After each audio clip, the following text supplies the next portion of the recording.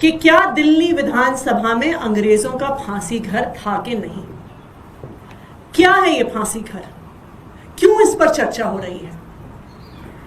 दिल्ली विधानसभा में जब रामनिवास गोयल जी स्पीकर बने और दिल्ली विधानसभाओं के कई कमरों का रेनोवेशन हो रहा था, कई कमरे खोले जा रहे, पा दिया गया था। उस कमरे के अंदर सुरंग से रास्ता था, पीछे का रास्ता था, वहां पे रस्सियां मिली, कांच की गोलियां मिली, कुछ जूते कपड़े मिले। और जब इसको टैली किया गया उस समय के डॉक्यूमेंट्स के साथ, तो पता चला कि उस समय जो अब की दिल्ली विधानसभा है वहां पर एक मैजिस्ट्रेट का कोर्ट होता था। उस मैजिस्ट्रेट के कोर्ट में जो फैसला होता था उसके बाद कुछ समय तक प्रिजनर्स को वहां पर रखा जाता था। और ये रस्सी और ये गोलियां देखकर ये समझ में आया कि ये बहुत सारे अन्य छुपे हुए सीक्रेट एग्जीक्यूशन साइट्स में से था जो अंग्रेजों ने भारतीय स्वतंत्रता सेनानियों को चुपचाप फांसी देने के लिए, गोली मार के एक्स्ट्रा जुडिशियल प्रोसेसेस से खत्म करने के लिए जो बनाए गए थे। तब दिल्ली विधानसभा ने यह फैसला किया कि उस फांसी घर को पब्लिक व्यूइंग के लिए खोला जाएगा, कि देखें तो सही दिल्ली के लोग कि आखिरकार अंग्रेज क्या करते थे। जब इस फांसी घर को खोला गया पब्लिक व्यूइंग के लिए, तब के मुख्यमंत्री अरविंद केजरीवाल जी, तब के उप मुख्यमंत्री मनीष सिसोदिया जी, स्पीकर रामनिवास गोयल जी और डेप्यूटी स्पीकर राखी बिरलान जी ने उसकी पब्लिक ओपनिंग का उद्घाटन किया। आज भारतीय जनता पार्टी ये कह रही है कि वहां पे फांसी घर नहीं था। वही भारतीय जनता पार्टी जो आरएसएस से निकल कर आई है, वही भारतीय जनता पार्टी जो गोडसे का सम्मान करती है, वही भारतीय जनता पार्टी जो उस आरएसएस से निकल के आई है जिसने इतने सालों तक अपने हेडक्वार्टर पे तिरंगा झंडा तक नहीं लहराया। आज वो भारतीय जनता पार्टी कह रही है कि नहीं नहीं, अंग्रेज चुपके चुपके भारतीय स्वतंत्रता सेनानियों को नहीं मारते थे। वही भारतीय जनता पार्टी कह रही है कि यहां पे भारतीय स्वतंत्रता संग्राम का कोई इतिहास नहीं है। यह भारतीय जनता पार्टी कह रही है कि जो रस्सी पड़ी है, जो गोलियां पड़ी हैं, जो कुछ लोगों के पुराने कपड़े और जूते पड़े हैं, वो एक टिफिन घर था। क्या एक टिफिन घर को चिनवा के सुरंग से एंट्री की जाएगी? क्यों उसे छुपाया जाएगा? क्यों उसे दबाया जाएगा? ऐसा लगता है कि भारतीय जनता पार्टी आज भी भारतवासियों के साथ नहीं, अंग्रेजों के साथ खड़ी है। वो कहते हैं कि अंग्रेजों के रिकॉर्ड में लिखा है कि वो तो टिफिन हाउस था, टिफिन घर था। क्या लगता है भारतीय जनता पार्टी को कि अंग्रेज बड़े बड़े अक्षरों में लिख के जाएंगे क्या कि हम यहां पे छुपाकर अवैध तरीके से, एक्स्ट्रा जुडिशियल तरीके से स्वतंत्रता सेनानियों को मारते थे, उनकी हत्या करते थे? लेकिन आज जो सबसे बड़ा सवाल है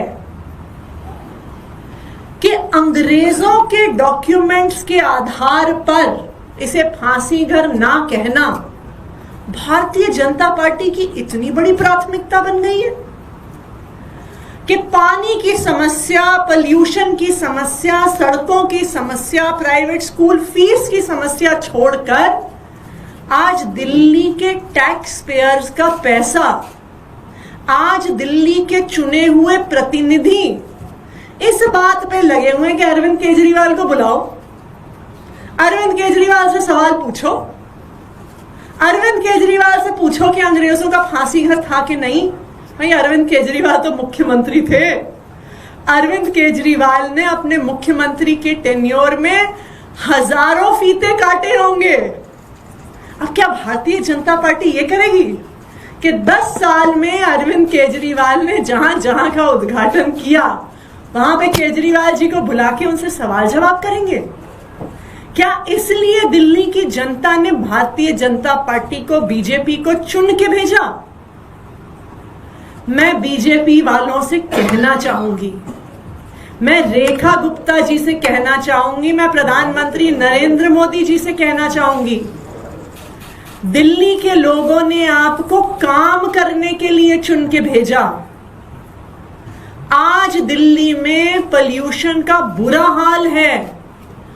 जितनी हैजर्डस पोल्यूशन दिल्ली में पिछले 1 साल में हुई, उससे पहले 5 साल में नहीं हुई। क्या कर रही है भारतीय जनता पार्टी उसके बारे में? उसके लिए तो दिल्ली विधानसभा किसी को नहीं बुला रही। आज दिल्ली में घर घर में गंदा पानी आ रहा है। बस इंतजार हो रहा है कि जिस तरह का हादसा इंदौर में हुआ वो किस दिन दिल्ली में हो जाएगा। लेकिन भारतीय जनता पार्टी उस पर तो किसी को सवाल जवाब के लिए नहीं बुला रही। आज दिल्ली में सारी सड़कें टूटी हुई हैं, लेकिन बीजेपी सड़कों के मामले में तो किसी भी इंजीनियर को समन नहीं कर रही कि कैसी सड़कें बना रहे हो कि जुलाई में बनाई और सितंबर में टूट गई। जाएं देखें चिराग दिल्ली का फ्लाईओवर। जुलाई में प्रवेश वर्मा जी ने खड़े होकर कहा था कि मैं बनवा रहा हूं, वहां पे गड्ढे थे, और जुलाई में बनी हुई वो सड़क सितंबर में पूरी तरह से टूट गई। उस पर जांच क्यों नहीं हो रही? प्राइवेट स्कूलों ने त्राही मचाई हुई है दिल्ली में। 10वीं के 12वीं के बोर्ड एग्जाम के एडमिट कार्ड्स रोके जा रहे हैं अगर बढ़ी हुई फीस ना दी जाए। उस पर तो भारतीय जनता पार्टी कुछ नहीं कर रही है। बीजेपी का सिर्फ एक काम है, सुबह उठ के अरविंद केजरीवाल को गाली देंगे, दोपहर के खाने के बाद अरविंद केजरीवाल को गाली देंगे, रात को सोने से पहले अरविंद केजरीवाल को गाली देंगे, जब प्रेस कॉन्फ्रेंस करेंगे अरविंद केजरीवाल को गाली देंगे, जब विधानसभा का सत्र होगा तब अरविंद केजरीवाल को गाली देंगे। इसलिए चुन के भेजा था क्या? आज हमारी भारतीय जनता पार्टी से ये मांग है कि कल जब अरविंद केजरीवाल जी असेंबली की प्रिविलेज कमेटी के सामने आए, अगर हिम्मत है तो उस प्रिविलेज कमेटी की हियरिंग का लाइव स्ट्रीमिंग करके दिखाएं कि उनकी सारी पोल दिल्ली वालों के सामने खुल जाए, कि दिल्ली वालों को भी पता चले कि उनके पास सिर्फ और सिर्फ एक ही काम है, अरविंद केजरीवाल को गाली देना। ना उन्हें बिजली की चिंता है, ना पानी की चिंता है, ना सड़कों की चिंता है, ना अस्पताल में दवाइयों की चिंता है, उन्हें सिर्फ और सिर्फ अरविंद केजरीवाल को गाली देनी। तो मैं बीजेपी को आज चैलेंज कर रही हूं कि अगर हिम्मत है तो कल की प्रिविलेज कमेटी की जो प्रोसीडिंग्स हैं उसको लाइव स्ट्रीम करें कि सभी दिल्ली वासी और सभी देशवासी देखें कि उनकी सच्चाई क्या है। संजीव जी, अब आप बाकी आगे की बात रखें। जैसा कि अभी अतिशी मैडम ने बताया कि बीजेपी की 1 साल की सरकार की उपलब्धि ये है कि उन्होंने ये साबित किया कि अंग्रेजों ने फांसी घर नहीं बनाया। वो भी साबित नहीं, अंग्रेज क्रूर नहीं थे, ये 1 साल में साबित किया।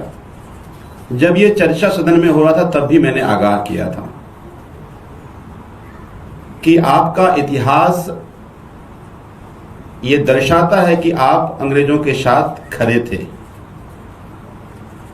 तभी आप महात्मा गांधी से बदला लेने के लिए आप अंग्रेजों के साथ खड़े हो गए, और आज अरविंद केजरीवाल से बदला लेने के लिए आप अंग्रेजों के इतिहास को, अंग्रेज के साक्ष्य को आप छुपा रहे हैं और दबा रहे हैं। और आपको सुन के आश्चर्य होगा, ये चर्चा उस दिन हुई जिस दिन विधानसभा के सदन में ब्रिटिश पार्लियामेंट के सदस्य बैठे हुए थे। उनके सामने उनका गुणगान किया गया, उनको बताया गया कि नहीं, जब अंग्रेजों का शासन था तब कोई क्रूरता नहीं हुई, कहीं कोई फांसी घर नहीं बना, कोई फांसी नहीं हुई।